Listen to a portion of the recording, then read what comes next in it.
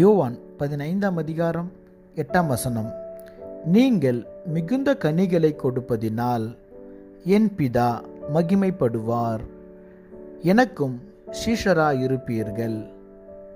தேவன் கனி கொடுத்தலை பற்றி சொல்லுகிறார். தேவனுடைய பிள்ளைகள் கனி கொடுக்க வேண்டும் என்பது தேவனுடைய பெரிய எதிர்பார்ப்பாய் இருந்தது.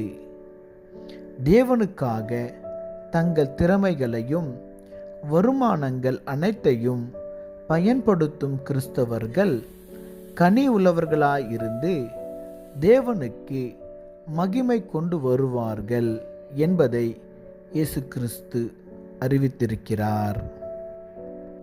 கனி உள்ள வாழ்வு என்பது தேவனுடைய வரங்களை பிறரின் நன்மைக்காகவும் தேவ மகிமைக்காகவும் பயன்படுத்துவதாகும்.